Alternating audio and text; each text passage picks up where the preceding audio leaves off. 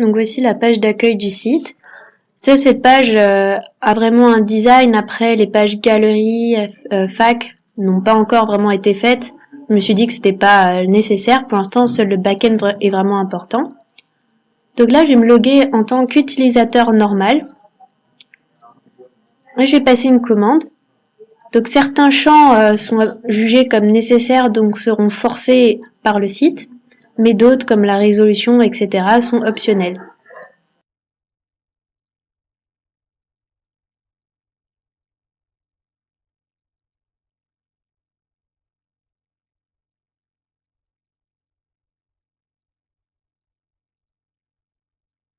Enfin, je peux uploader des images pour illustrer ce que j'attends de la commande. Ensuite, je suis automatiquement redirigée vers toutes les commandes que j'ai passées, et donc on voit celle que je viens de faire tout en haut de la liste, avec toutes les infos.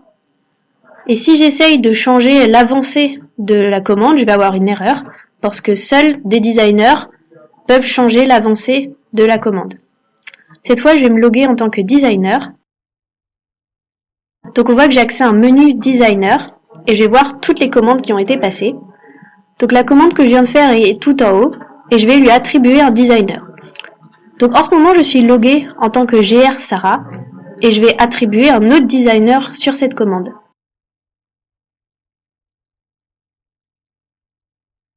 Et donc si j'essaye de modifier la commande, je vais de nouveau avoir une erreur, parce que je ne suis pas le designer responsable de cette commande. Je vais donc modifier une commande dont je suis responsable, et donc vous voyez que ça marche bien. Je peux voir la liste de toutes les commandes dont je suis responsable dans le menu commandes attribuées. Et donc sur cette commande, nous sommes deux designers attribués, donc nous pouvons tous les deux la modifier. Donc je vais vous montrer également la fonction de reset un mot de passe.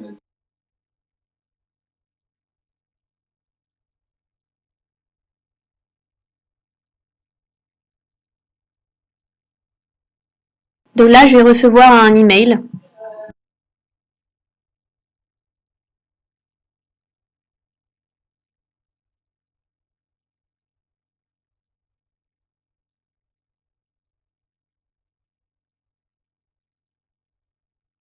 En attendant que l'email arrive, je vais me loguer en tant que dernier designer, donc celui qui a été attribué à la commande.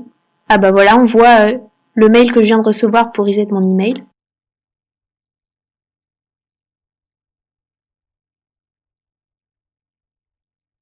Donc là, c'est la liste de toutes les commandes que moi j'ai passées.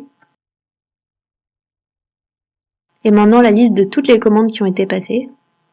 Et on voit la dernière commande passée où je suis en charge. Donc elle apparaît également dans la liste des commandes qui m'ont été attribuées. Et si j'essaye de la modifier, on voit que ça marche.